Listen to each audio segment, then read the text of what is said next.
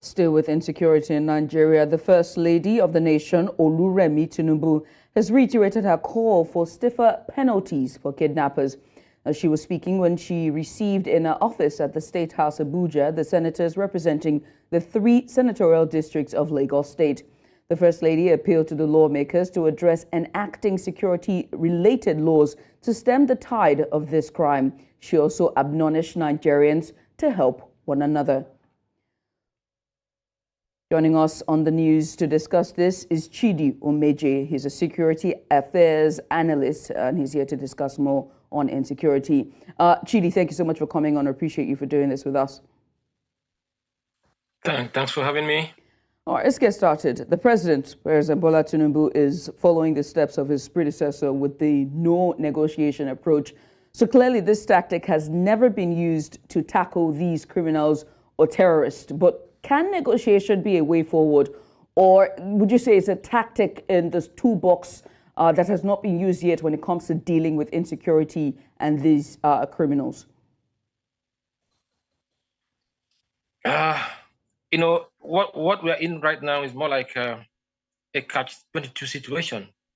I mean, if the president says no dime will be paid as ransom, and if the terrorists, of course they are terrorists, if the kidnappers insist that ransom must be paid at a stipulated period, otherwise they will kill the victims, what do? What do you have the families of these victims do? Who do they listen to? Would they listen to the statement of the president, or the dictates of their own concern? Look, the president has not said something that is bad. What do you expect the president to say? There's no way he would, come to the world, come to announce to the world that his government is, prepared to negotiate with terrorists, or that the government is going to pay ransoms. So the president said what he ought to say, because as a matter of fact, if you keep paying these guys, you are reinforcing the crime. You are arming them more with funds to even fortify themselves for future attacks.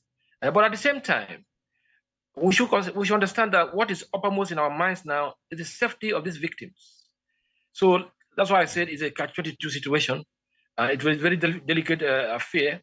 But what I think now is that if the president is saying there will be no negotiation, there will be no ransom paid, it means it's another way of telling us that he has some plans up his sleeves, and probably that the security forces are up to some actions.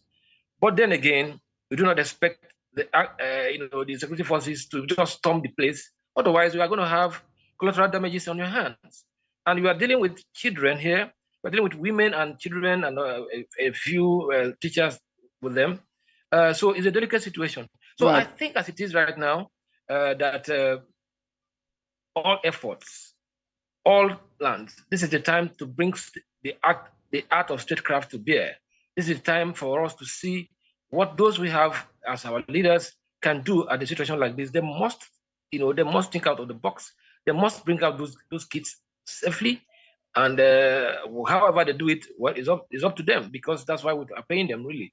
But as a matter of fact, I think that this is a catch-22 situation. So that's my initial response. A catch-22 situation, like you said. Now, since the government won't negotiate, they've said no negotiation. How best can they handle this situation? Whatever plan they have must at this point be very discreet. You don't expect them to come and announce to you what they plan to do. But I want to believe that they are meeting. They are, setting motions in plan. The president is not known for, flippant statements. I think it's one that if he says that there will be no room for any negotiation, then I want to believe him that he has some plans to rescue those people, because Nigerian people are expecting those children and their teachers to be out, unharmed.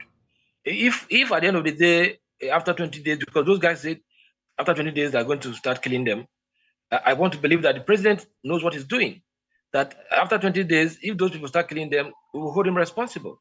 Because, after all, the primary aim of government is security of the people, security and welfare of the people. So we must give him benefit of the doubt. If he says no negotiation, no payment, then I want to believe that he has some plans that he has up his sleeves. And it's not for us to begin to, speculate. I can't speculate on that. This is a sensitive situation. There was an initial ransom demand of over 10 trillion, and now it's cut down to £1 billion naira when the president announced a no negotiation stance. Do you see the ransom reducing further from 1 billion to about millions? No, I think we are mixing it up. The ones who said they are. Can you hear me? Yes, loud and clear. Please go ahead. I can hear you. Yeah, I was saying that I think we are mixing it up because the ones who said they are charging or that they are expecting trillions of naira are not the same. It's not the same set of victims. Apologies for my mix-up there. But do you see? Yeah, but moving forward, do you see the price now that the ransom reducing? Because they said the president has now said no negotiation. They have put a date stamp of March 27th. Do you see the price reducing? 1 billion naira ransom. Will it be a cutback? Would they cut back on this, or would they be on a steady stance to say this is the amount, May 27th, we're not moving any further? Well, it depends. It depends on the mindset of the terrorists. I mean, if you read the minds of terrorists, sometimes they really want to play. They really want to set you in a state of flurry to confuse you, to destabilize you.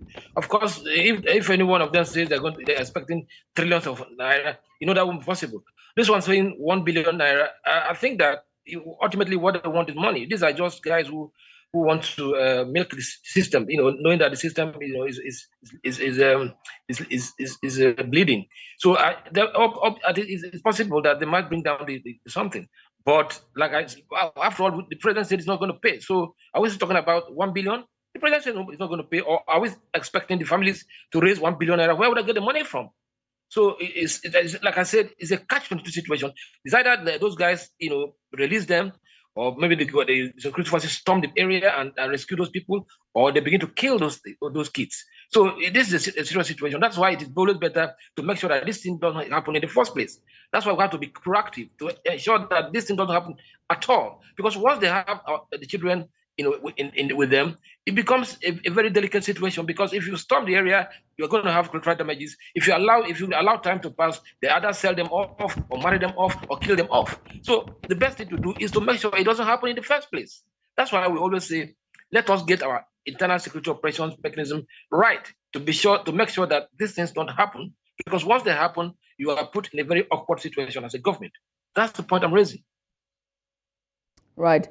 Now, the military says it's collaborating with international partners, a collaboration that we are here for. The Nigerian people are here for this collaboration. But who might these international partners be? You're a security expert. Do you have any idea who these international partners might be? Of course, we have many partners. We have so many bilateral relations with different countries. We have so many, military defense, pacts. I do not know who are coming to help, but wherever help can come from, it doesn't matter. Even countries like US, Israel, or matter of countries with all their military might, once in a while they also rely on some level of help, some level of partnership or collaboration with foreign partners. So if we can get help, the help could be in form of maybe technology, it could be in form of logistics, it could be in form of intelligence, it could be in form of funds, it could be in form of boot on the ground. I don't know what it is all about, but whatever help we can get, whatever help we can muster now is good. I will do that as long as it can lead to the rescue of these people in Kaduna, in Sokoto, in Borno State. And these are the ones reported. There are other incidences that probably are not reported, and people are languishing in the hands of terrorists. So whatever help we can get anywhere, whatever assistance, whatever partnership, collaborations, I think is welcome as far as I'm concerned. It's welcome indeed. Chidi, thank you so much for coming on. We appreciate you for doing this with us. Thank you for the opportunity. I appreciate it.